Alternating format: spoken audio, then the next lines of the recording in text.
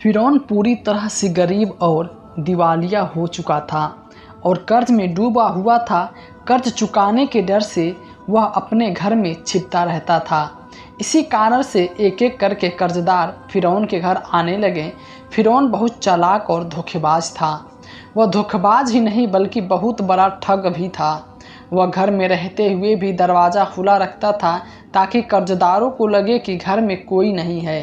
कर्जदार दिन व दिन वहाँ आते लेकिन फ़िरौन को न देखकर लौट जाते।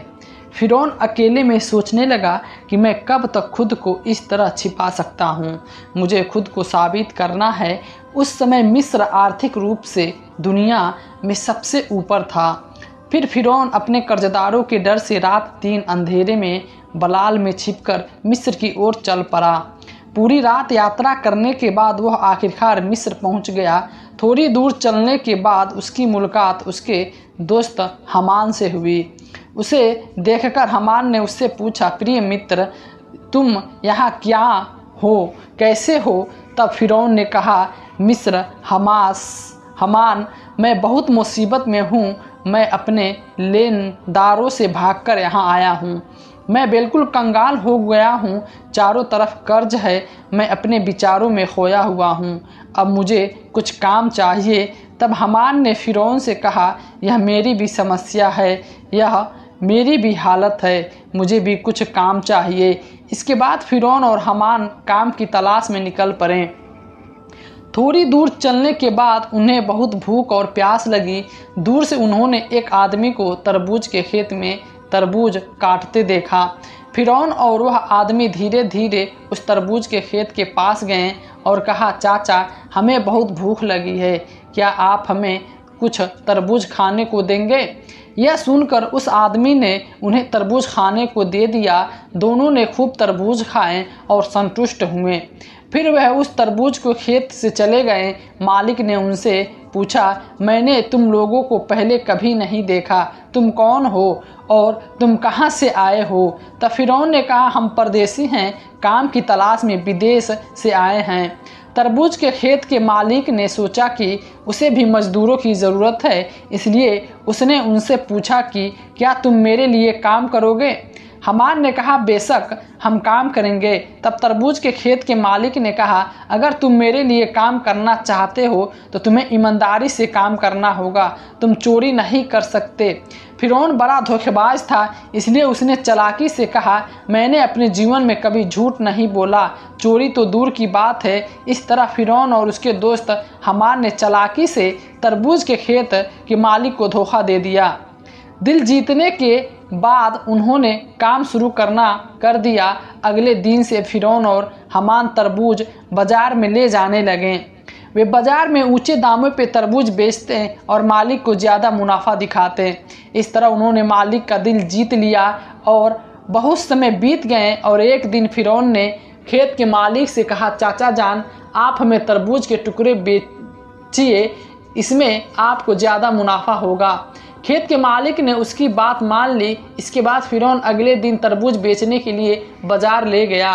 वह तरबूज के टुकड़े खरीदता था। कभी कभी वह कुछ तरबूज चुरा लेता और उन्हें टुकड़ों में काटकर बाज़ार में ऊंचे दामों पर बेच देता। इस तरह फ़िरौन ने चालाकी करके बहुत सारा पैसा कमाया। एक रात फ़िरौन ने अपने दोस्त से कहा कि अगर हम तरबूज बेचते रहेंगे तो ज़िंदगी में कुछ हासिल नहीं कर पाएंगे। हमें लगता है कि हमें कुछ और करना होगा। उस समय एक अद्भुत घटना घटी। मिस्र के राजा ने अपनी सेना के जरिए देश की एक घोषणा जारी करवाई। सैनिक जगह जगह जाकर कहने लगे कि सूचना मिली है कि मिस्र के कब्रिस्तान में एक चौकीदार की ज़रूरत है। अगर कोई यहाँ काम करना चाहता है तो वह तुरंत मिस्र के राजा के दरबार में संपर्क करना चाहिए। यह कहकर सैनिक वहाँ से चले गए। यह बात प्रत्यय और रूप से बताई गई थी। यह सुनकर फ़िरौन ने अपने मित्र हामान से कहा, हामान, चलो हम राज दरबार में चलते हैं। हामान ने कहा, मुझे लगता है कि यह संभव नहीं होगा। तब फ़िरौन ने कहा, इस काम को नहीं छोड़ना चाहिए, चलो एक बार कोशिश करके देखते हैं। इसके बाद फ़िरौन और हामान बिना किसी देरी के मिस्र के राज दरबार में पहुंच गए। मिस्र के राजा ने उनसे पूछा कि तुम लोग कौन हो और क्या चाहते हो? तब फ़िरौन ने हाथ जोड़कर विनती की, मैं एक मुसाफिर हूँ, मैं एक विदेशी से देश से आया हूँ और मैं बहुत ज़रूरतमंद हूँ। मैंने आपकी बात मान ली है। मुझे उम्मीद है कि आप कब्रिस्तान का एक चौकीदार नियुक्त करेंगे। कृपया मुझे यह काम दे दीजिए, मैं जीवन भर आपका आभारी रहूँगा। मिस्र के राजा ने फ़िरौन को देखा और मन ही मन सोचा, इसका शरीर तो मजबूत है और चेहरा भी अच्छा है, लगता है यह काम यह कर लेगा। यह सोचकर राजा ने फ़िरौन को कब्रिस्तान के चौकीदार की नौकरी पर नियुक्त कर दिया। अगले दिन से फ़िरौन मिस्र के कब्रिस्तान में चौकीदारी की नौकरी करने लगा। दिन रात वो कब्रिस्तान के गेट पे खड़ा रहता था। उसका दोस्त हमान और वह दोनों पास ही एक छोटे कमरे में साथ रहते थे। एक रात कुछ लोग एक लाश को दफनाने आए, लेकिन फ़िरौन ने उन्हें रोक दिया और ज़बरदस्ती जाने को कहा। जब उन्हें कब्रिस्तान में जाने की इजाज़त नहीं मिली तो उन्होंने पूछा, क्या बात है, तुम हमें लाश को दफनाने क्यों रोक रहे हो? दरअसल फ़िरौन बड़ा धोखेबाज और ठग था। उसने चालाकी से कहा, क्या तुम नहीं जानते कि लाश को दफनाने से पहले तुम क्या कर रहे हो? मिस्र के राजा ने एक नया कानून बनाया है, अगर कोई 100 को नहीं दफनाएगा तो उसे सज़ा मिलेगी। अगर वह मर गया तो उसे एक सोने के सिक्के देना होगा। उन लोगों ने फ़िरौन की बात पर यकीन करके उसे एक सिक्का दे दिया और 100 को दफना दिया। इस तरह यह खबर फैल गई कि 100 को दफनाने के लिए सोने का सिक्का देना ज़रूरी है। इस तरह फ़िरौन ने धोखेधारी करके खूब पैसा कमाना शुरू कर दिया। उस समय एक अजीब घटना घटी। मिस्र में अल्लाह का प्रकोप शुरू हो गया। हैजा और चेचक से लोग बड़ी संख्या में मरने लगे। कुछ लोग 100 को दफनाने के लिए कब्रिस्तान में आए। फिर फ़िरौन ने और चालाकी से इस्तेमाल किया। उसने कहा, मिस्र के राजा ने एक नया कानून बनाया है, कोई भी व्यक्ति हैजा या चेचक से मरता है तो उसे 2 सोने के सिक्के देने के बाद ही कब्रिस्तान में दफनाया जाएगा। फ़िरौन ने धोखेधारी करके सभी से सोने के सिक्के लेकर खूब पैसा कमाया। पूरा 1 साल बीत गया और फिर फ़िरौन ने अपने दोस्त से कहा, देखो मैंने 2 बोरी पैसे कमाए हैं, लेकिन अब हमें ये पैसे मिस्र के राजा के पास ले जाने हैं। यह सुनकर हमान चौंक गया और बोला, फ़िरौन क्या तुम पागल हो गए हो? तुमने पैसे कमाने के लिए इतनी मेहनत की, सबको धोखा दिया और अब आखिरकार तुम्हें यह पैसा राजा को देना है? क्या तुम करने जा रहे हो? फ़िरौन ने हमान से कहा, धीरज रखो, मेरी चालाकी धीरे धीरे सामने आ जाएगी। इसके बाद बिना देर किए अगले दिन फ़िरौन और हमान सोने के सिक्के की 2 बोरियां लेकर मिस्र के राजा के दरबार में पहुँचे। मिस्र के राजा ने उनसे पूछा कि क्या बात है, तुम लोग बोरियां लेकर शाही दरबार में क्यों आए हो? फ़िरौन ने कहा, महाराजा मैं सोने के सिक्के की 2 बोरियां लेकर आया हूँ। यह सुनकर राजा के मंत्री ने उन्हें डांटा और कहा, तुम्हारी हिम्मत कैसे हुई कि मिस्र के राजा के सामने खड़े होकर पैसे मांगने की? तब मिस्र के राजा ने पूछा कि तुम्हें इतने सारे सोने के सिक्के कहाँ से मिले और तुम इन्हें यहाँ क्यों लाए हो? तब फ़िरौन ने कहा कि तुम मेरे उद्धारकर्ता हो, मैं 100 को दफनाने वाले को 1 सोने के सिक्के लेता था। इसके अलावा मैं उनसे सोने भी लेता था और मेरा वेतन भी शामिल है। मेरा असली उद्देश्य यह है कि तुम्हें ये सोने के सिक्के उन गरीबों लोगों को ओर से दे रहा हूँ जो 2 साल पहले अपना कर नहीं चुका पाए। कृपया उनके घर माफ़ कर दो। यह सुनकर वहाँ मौजूद सभी लोग हैरान रह गए। मिस्र के राजा उसके इस कार्य के प्रभावित हुए और उसे विशेष धन्यवाद दिए।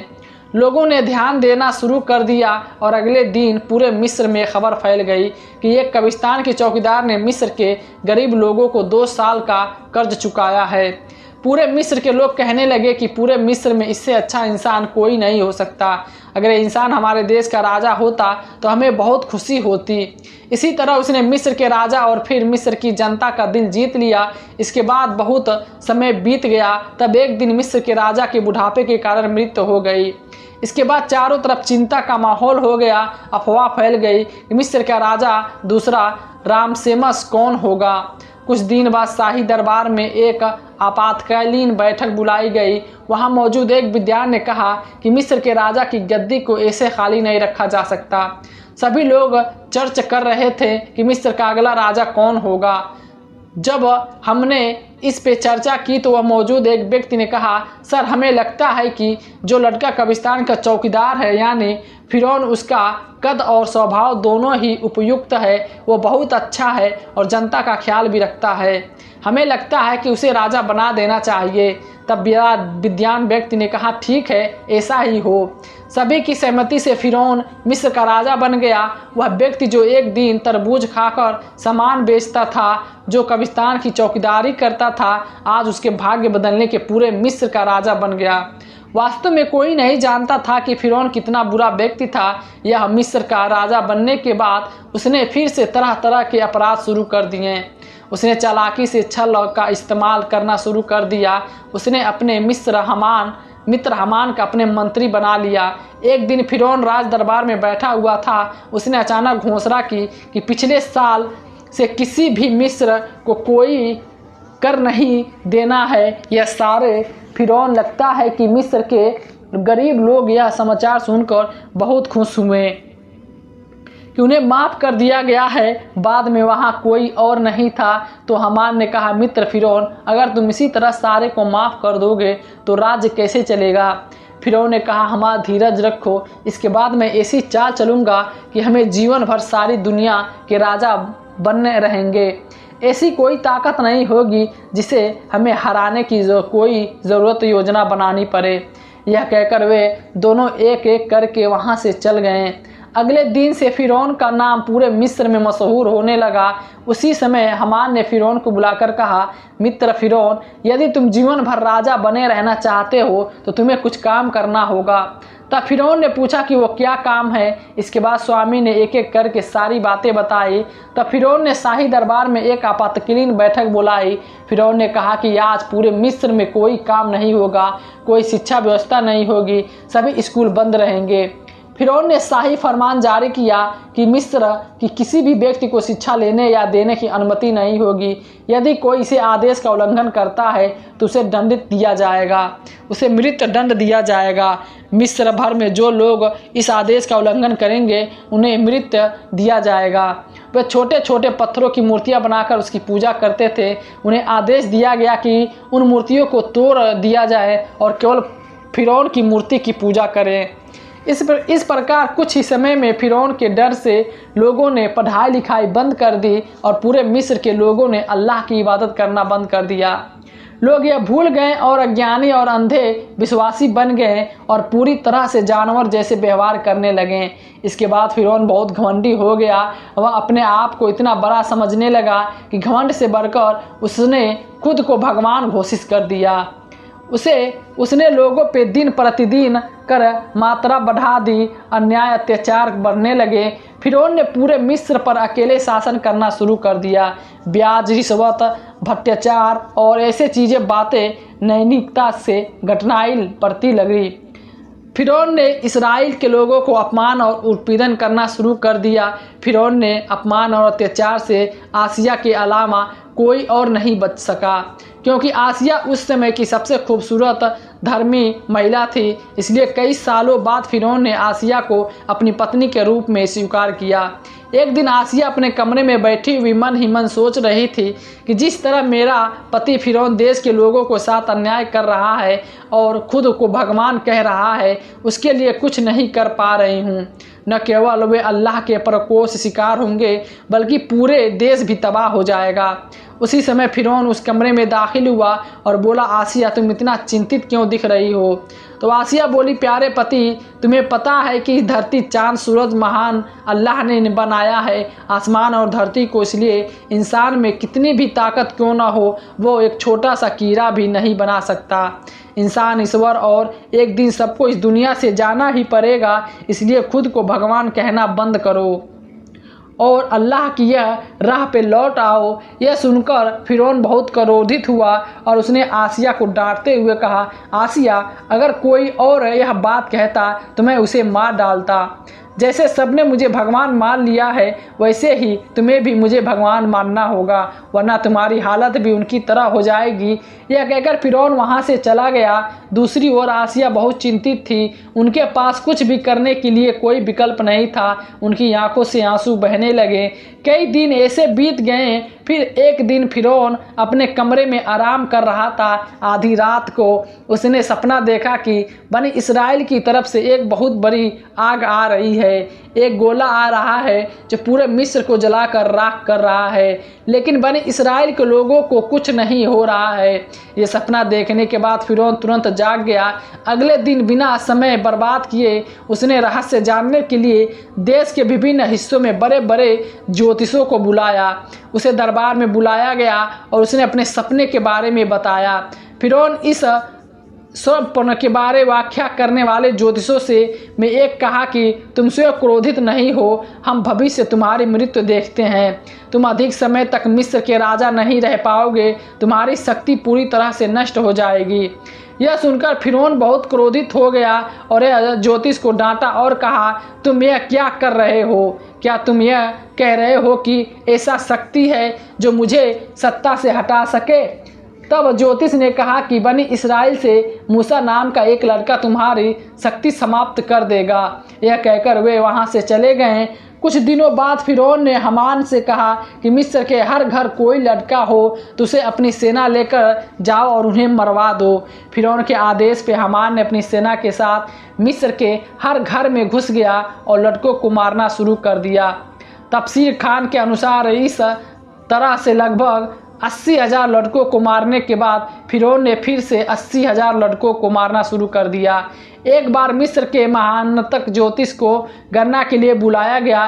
तब ज्योतिष ने कहा कि जहां पाना हम गणना कर रहे हैं, तुम्हारे द्वारा मारे गए लड़कों में से मूसा नाम का कोई लड़का नहीं है। फिरौन ने कहा, ध्यान से हिसाब लगाओ। इस बार ज्योतिष ने कहा, जहां पाना हम हिसाब लगा रहे हैं कि तुम चाहो उसे मारने की कितनी भी कोशिश करो, तुम उसे नहीं मार सकते, तुम उसे हरा नहीं सकते। मूसा नाम का यह लड़का तुम्हारी शक्ति को नष्ट कर देगा। और यह कहते हुए घर की ओर चल गए और तलाशी लेते हुए मूसा जहाँ कहीं भी हो मार डालो। यह खबर पूरे देश में फैल गई। यहाँ खबर मिस्र में फैली तो पैगंबर मूसा की माँ बहुत चिंतित हो गई और सोचने लगी कि अपने बच्चे मूसा को कैसे बचाया जाए। उसी समय उसकी बेटी मरियम नदी के किनारे बकरियां चरा रही थी। उसने देखा कि हामान और फिरौन की बहुत सी सेना उनके घर की ओर आ रही है। यह देखकर मरियम बहुत जल्दी से अपने घर वापस आई और बोली, अम्मा जान, फिरौन की फौज हमारे घर की तरफ आ रही है, तुम मेरे भाई मूसा को बचा लो। यह सुनकर हजरत मूसा अलैहिस्सलाम की एकदम चौंक गई। उसे बिल्कुल भी आश्चर्य नहीं हुआ कि वह समझने की कोशिश कर रही थी कि आगे क्या करना है। इसी बीच फिरौन की फौज ने उनके घर को घेर लिया। उस समय अल्लाह रब्बुल आलमीन ने एक दिव्य आवाज़ में कहा, ऐ मूसा की माँ, देर ना करो, अपने मूसा को जलते चूल्हे में डाल दो और कहाँ जाओ। हज़रत मूसा अलैहिस्सलाम की माँ ने बिना किसी देरी से बच्चे को जलते हुए चूल्हे में डाल दिया और फिर अचानक फिरौन की फौज घर में दाखिल हुई और कहा, हमें खबर मिली है कि तुम्हारे घर में मूसा नाम का एक बेटा है, उसे जल्दी से हमारे हवाले कर दो। तब हज़रत मूसा की माँ ने कहा, देखो यह मेरा बेटा है और मेरी बेटी मूसा घर में तो है, तुम लोग जाकर ढूंढो। उसके बाद फिरौन की सेना ने घर की जगह तलाश करने लगी, लेकिन कहीं कुछ नहीं मिला।